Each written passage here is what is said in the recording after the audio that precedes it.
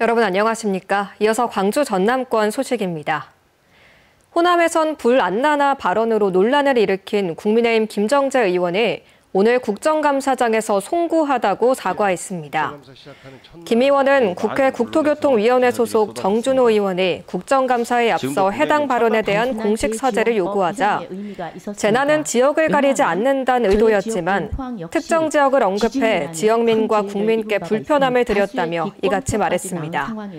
지난달 국회 본회의 표결 과정에서 문제의 발언을 한 지 20여일 만에 공식 사과입니다. 한편 이날 여야는 김정재 의원의 사과 여부를 두고 30여 분간 공방을 벌였습니다.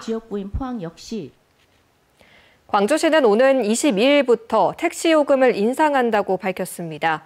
이번 요금 조정에 따라 중형 택시 기본 요금은 2km 4,300원에서 1.7km 4,800원으로 인상됩니다. 또 밤 12시부터 적용하던 심야 할증은 밤 11시부터 적용하되 시간대에 따라 20%에서 30%까지 차등 부과하도록 했습니다. 광주시는 물가 상승과 운송비 증가 등으로 어려움을 겪는 택시업계 현실을 감안하면서도 시민 부담을 최소화하는 방향으로 요금을 조정했다고 설명했습니다.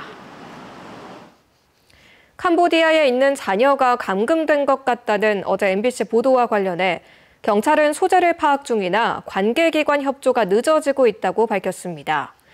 광주경찰은 지난 8월 해외에 일하러 간다던 20대 아들로부터 살려달라는 전화가 걸려온 뒤 연락이 닿지 않는다는 신고를 접수받고 외교부를 통해 캄보디아 대사관 측에 재외국민 체류 사실 확인 등을 요청했으나 아직 회신을 받지 못하고 있다고 설명했습니다. 경찰은 실종자가 이전에 사용했던 휴대폰에서 온라인상 개인정보를 확보하고 접속 기록 분석 등을 통해 소재 파악에 주력하고 있다고 말했습니다. 광주의 중고등학교에 폭발물을 설치했다는 협박 메일이 다수 발송돼 경찰이 수사에 나섰습니다.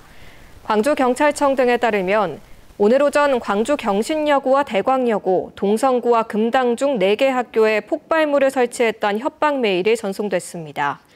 학교 측에 신고를 받고 출동한 경찰은 폭발물이 없는 것을 확인했고 일부 학교는 학생들을 조기 하교시켰습니다. 경찰은 해외에서 메일이 발송된 것으로 보고 정확한 경위를 조사하고 있습니다. 초과 근무 수당을 부당 수령한 혐의로 광주 지역 공무원들이 무더기로 수사 대상에 올랐습니다. 광주 서부경찰서는 2021년부터 4년간 초과 근무 수당을 허위로 청구해 지급받은 정황이 확인된 광주시청 소속 공무원 20명을 입건해 수사하고 있다고 밝혔습니다. 북부경찰서도 지난 4월부터 10여 차례 근무 시간을 허위로 입력해 수당을 챙긴 북구청 공무원을 사기 등 혐의로 불구속 입건해 조사 중입니다. 어제 오전 10시쯤 보성군 별교읍의 꼬막 종묘 배양장에서 불이 나 4시간 만에 꺼졌습니다. 이 불로 인명피해는 없었지만 참꼬막 인공종자 생산수조 2개 동이 불에 타 소방서 추산 1억 6천만 원의 재산 피해가 났습니다. 보성군은 현장 점검 결과 생물 피해나 향후 종묘 관리에는 문제가 없다고 판단된다며 수습과 복구에 최선을 다하겠다고 밝혔습니다.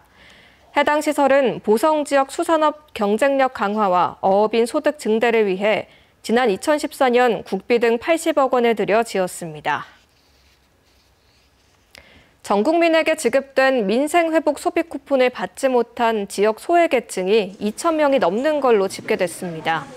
전진숙 더불어민주당 의원이 행정안전부 자료를 분석한 결과 광주 812명, 전남 2,243명의 기초생활수급자와 차상위 및 한부모 가정이 민생회복 소비 쿠폰을 신청하지 않은 것으로 나타났습니다.